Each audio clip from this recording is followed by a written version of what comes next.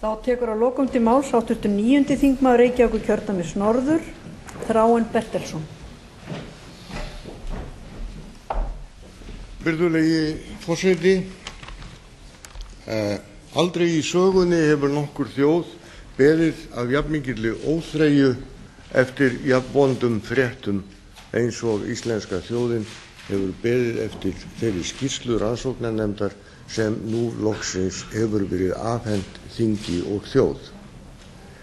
Ég hef ekki frekar en aðrir í þessum sal lesið þessa skýrslu, á því hef ég ekki haft nein tök. Hún á 3000 blaðsíður á lengd, svo að ég ætla ekki að fjalla hana hér í löngu máli vegna þess hana á þessari stundu hef ég ekkert að segja nema það sem almennt og skiptir engu máli á þessari stundu. Venjulega það hlutverk fjölmiðla að skýra þjóðinni frá störfum þingsins. Að þessu sinni ætla ég að snúa dæminu við og segja þinginu frá störfum fjölmiðla. Ég ætla að segja ykkur í stuttu máli frá því sem fjölmiðlar hafa verið að fjalla í morgun. Ég sagði að þjóðin hefði beðið lengi eftir vondum fréttum og vondar fréttir eru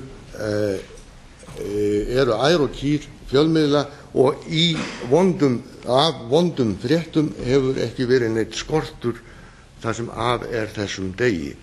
Og með leyfi forseta ætla ég að vitna í örfáar fyrirsagnir. Skuldari hálfan milljarð fór í boðsferð og veiddi lax. Exista, Kjalar, Baugur og Jötun ríksuguðu gjaldeyrismarkaðinn orsakaði hrun krónu. Ráðherrar og stjórnendur FME, Fjármálaeftirlitsins og Seðlabanka sýndu af sér vanrækslu. Seðlabanki braut eigin reglur, Samband ungra sjálfstæðismanna vissi ekki tugmilljóna styrk. Geir var skítræddur við Davíð, forsetinn gekk mjög langt, setja þarf siðareglur forsetaembættið. Í golfferð með Glitnisþotu, allsber í world class þegar Glitnir féll, lán til stjórnmálamanna, 7 sjálfstæðismenn á topp 10. Fyrrverandi ráðherrar, forstjóri Fjármálaeftirlitsins og seðlabankastjórar sakaðir vanrækslu. Og svona heldur þetta áfram.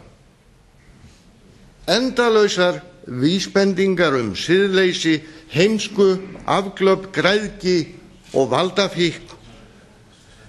Þessar vísbendingar eru fleiri en tölu verði komið á og það sem kannski sorglegast af þessu öllu að fyrsta niðurstaða fjölmiðlanna súmmeruð upp í einni frétt og hún svona: enginn gengst við ábyrgð. Enginn þeirra sem rannsóknarnefnd Alþingis telur að hafi gerst sekir vanrækslu í starfi gekkst við ábyrgð í andsvörum sínum til nefndarinnar. Enginn. Við þennan lestur á fréttaflutningi netmiðla veit ég ekki hvort maður nær því að hlæja eða gráta. Og samt hef ég aðeins tæpt á fyrstu fréttum af skýrslu rannsóknarnefndarinnar. Að fjalla skýrsluna sjálfa eftir og hún mun lengri heldur en fréttir dagsins. Hún álíka löng og allar Íslendingasögurnar samanlagt.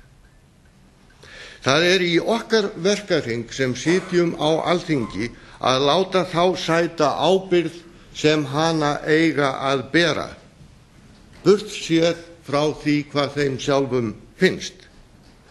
Það þarf að endurreisa hér efnahags- og atvinnulíf á heilbrigðum grunni og það sem vandasamara það þarf að sýna þjóðinni fram á að við ætlum að búa hér við réttlæti.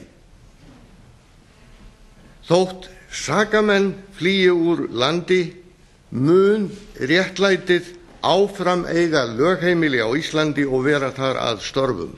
Hér verk að vinna og til að vinna það verk þurfum við sterka og samhenta ríkisstjórn. og það er skylda okkar sem hér störfum að sjá landinu fyrir slíkri stjórn. Þá er þessari umræðu skil á skýrslu rannsóknarnefndar Alþingis lokið.